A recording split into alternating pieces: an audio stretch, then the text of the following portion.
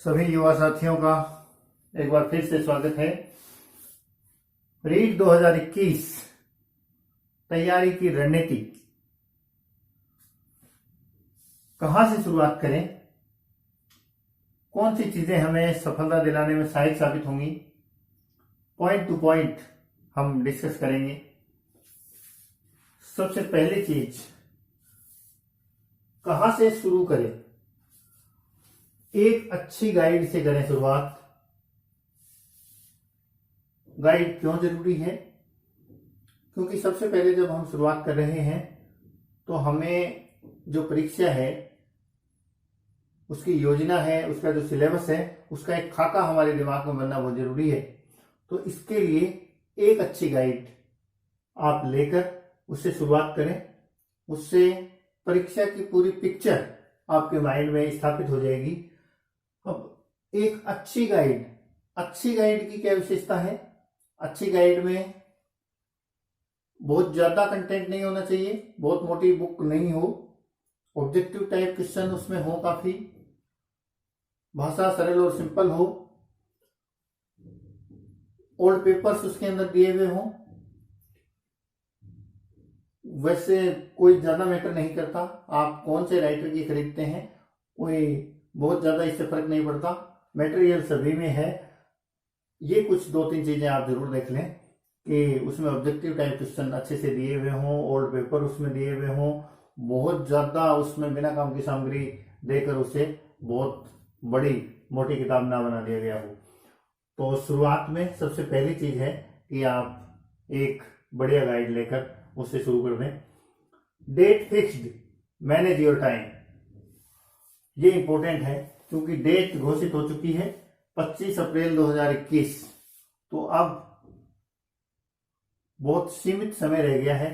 तो हमें time management करके डेली का आपका एक रूटीन होना चाहिए, कौन सी चीज को पढ़ना है, कब पढ़ना है, उसके हिसाब से टाइम मैनेज करके शुरुआत कर देनी चाहिए।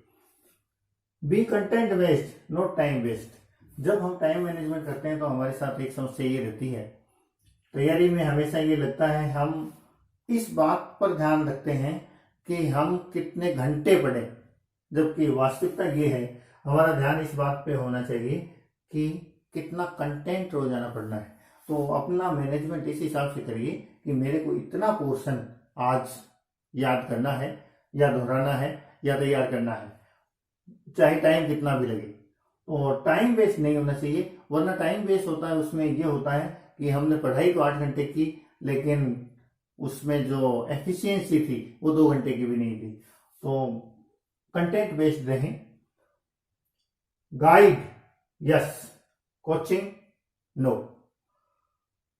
गाइड जरूर होनी चाहिए, गाइड मैं प्रेफर करता हूं, कोचिंग मेरे हिसाब से कोई आवश्यकता नहीं है।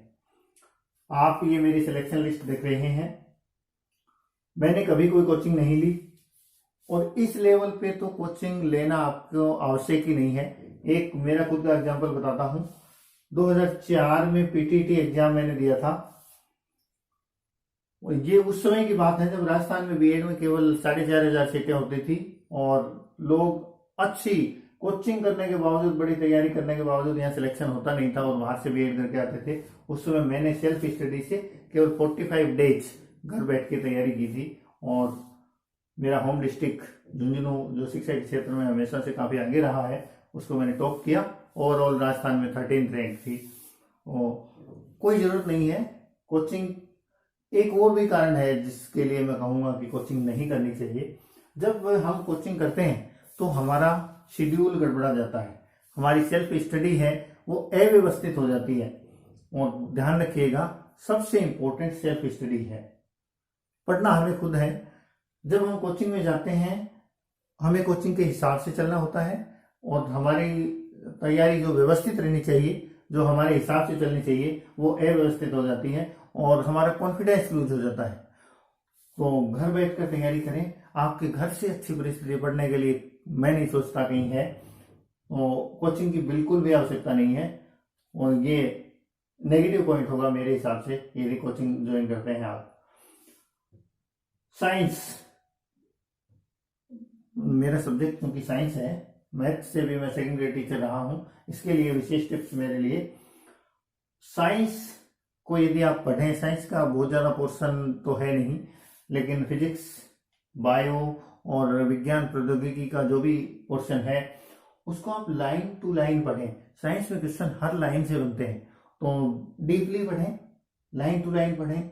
मैथ के अंदर बहुत ध्यान रखने वाली चीज है, लोग ट्रिक्स पे जाते हैं, इस चक्कर में पढ़ते हैं। मैं नहीं सोचता कि ट्रिक्स कोई अच्छी चीज है। आप बेसिक पढ़िए, बेस बनाइए, अच्छे से पढ़िए, क्वेश्चन बहुत सारे क्वेश्चन करके उनसे बार बार ट्राई करके, बार बार एक्सरसाइज करके आप अपना बेसिक मजबूत करिए। एग्जाम में क्वेश्चन रिपीट तो होने नहीं है, पता नहीं कहां से क्वेश्चन बन के कहां आ जाएगा। ट्रिक कुछ भी काम नहीं आएंगी उस समय। ट्रिक तो तब काम होती है जब हमारा कोई रटा हुआ क्वेश्चन है और बिल्कुल ट्रिक उसमें फिट बैठ रही है, और ट्रिक भी तभी काम आती है जब हमारे बेस मजबूत होते हैं। तो ट्रिक के चक्कर में बिल्कुल मत पड़िए, आप अपने बेसिक को मजबूत बनाइए, मैथ में खूब प्रैक्टिस कीजिए, कॉन्सेप्ट समझिए, वो काम आएगा। No tricks, it's not good. Self belief, very important point. अपने आप पर भरोसा रखिए। इस दौरान ये जो थोड़ा सा टाइम है, लिमिटेड टाइम है, इसमें आपको बहुत सारे रायचंद मिलेंगे, बहुत सारे सलाह देने वाले मिलेंगे, आपस में साथी भी कांटेक्ट में रहते हैं। तो रोजाना कुछ ना कोई नई रणनीति आपके सामने पेश कर दी जाती है जो बहुत ही नेगेटिव हमें कर देती है, हमारा कॉन्फिडेंस लूज करती है। आप अपने आप को सबसे बेहतर तरीके से जानते हैं, आपको कोई दूसरा उतने अच्छे से नहीं जान सकता। आपको अपनी वीकनेस मालूम है, आपको अपने स्ट्रेंथ मालूम है। अपनी खुद की रणनीति खुद के हिसाब से और खुद पे भरोसा रखकर पढ़िए। इसके अंदर बहुत सारी चीजें हैं, दूसरों से सुन के हम तीसरे दिन गाइड बदल लेते हैं, तीसरे दिन पढ़ने का तरीका बदल लेते हैं, कोई बीच में आ जाते हैं तो उनके झांसे में आकर हम कोचिंग ज्वाइन कर लेते हैं, 10 दिन बाद में वो कोचिंग छोड़ देते हैं। इससे तैयारी बिल्कुल अव्यवस्थित हो जाएगी और सिलेक्शन नहीं होगा। तो अपने आप पे भरोसा रखिए, एक ही रणनीति से मजबूत इरादों के साथ आगे बढ़िए, सेल्फ स्टडी करते रहिए, you will be succeed, no doubt. Be motivated, minimum contact and 6 hour sleep is must. Motivated रहना है इस सीमित समय में, अपने आप को डीमोटिवेट, ये है परीक्षा एक ऐसी चीज होती है जिसके अंदर जिसका प्रेशर बहुत बड़े बड़े लोगों को भी होता है। हर दूसरे तीसरे दिन ये लगता है कि पता नहीं, याद ही नहीं हो रहा है क्या पढ़ रहे हैं, क्या होगा क्या नहीं होगा। अपने आप को कूल बनाइए रखिए, अपने आप को, दिमाग को शांत रखिए, मिनिमम कांटेक्ट रखिए, बहुत सारे लोगों के संपर्क में ना आए। जब हम विचारों का आदान प्रदान करते हैं, टाइम भी खराब होता है, दिमाग भी खराब होता है, तैयारी भी अव्यवस्थित होती है। खुद पे विश्वास रखिए। बहुत कम 1 या 2 आपके जो बेहद क्लोज साथी हैं, जो बहुत ही सीरियस कंटेस्टेंट हैं, उनके संपर्क में रहिए। अपने आप को मोटिवेट बनाए रखिए। कम से कम 6 घंटे की नींद लीजिए। यदि आप 5 दिन में ही रात दिन पढ़ के सब कुछ करना चाहेंगे, इट इज नॉट पॉसिबल। नींद बहुत जरूरी है, दिमाग तभी अपनी सही क्रिया कर पाता है। कम से कम 6 घंटे सोएं और एकदम आराम से अपने प्लान के अनुसार पढ़ते चले जाइए। सेक्रीफाइस सोशल एक्टिविटीज, बहुत जरूरी पॉइंट है।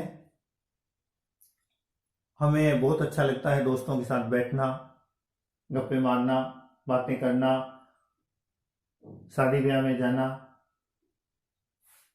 लेकिन ये पूरी जिंदगी भर होता रहेगा। ये दुनिया, ये समाज बड़ा रियलिस्टिक है। कल को आप सिलेक्ट हो जाते हैं तो हर कोई आपके एग्जाम्पल देगा, हर कोई आपको सर माथे पर बिठाएगा। लेकिन आज यदि आप अपने इस गोल्डन टाइम में ये समाज के साथ अपने साथियों के साथ बैठ के काट देंगे तो वही साथी कल को आपको कहेंगे कि आप में कोई योग्यता नहीं थी और इसीलिए आपका सिलेक्शन नहीं हुआ।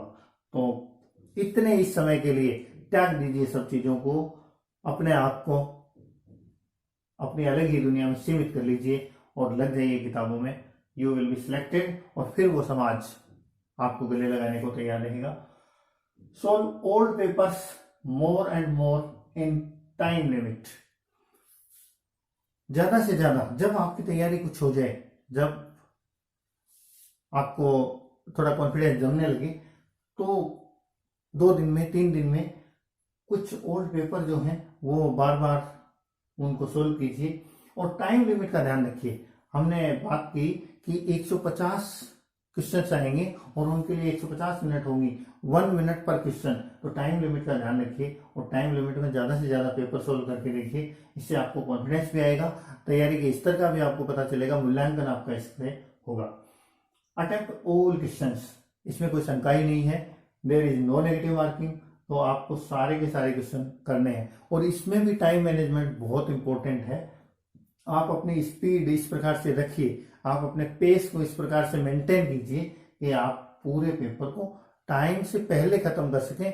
आपके पास 5-10 मिनट बचे ताकि आप फिर देख सकें और मूल्यांकन कर सकें। कई बार एग्जाम में प्रेशर ऐसा होता है कि हम कुछ क्वेश्चन छूट ही जाते हैं, देख नहीं पाते बीच में। तो कोई हड़बड़ी ना हो, इसके लिए आप अपने पेस को, अपनी स्पीड को बनाए रखिए और बिंदास रहें।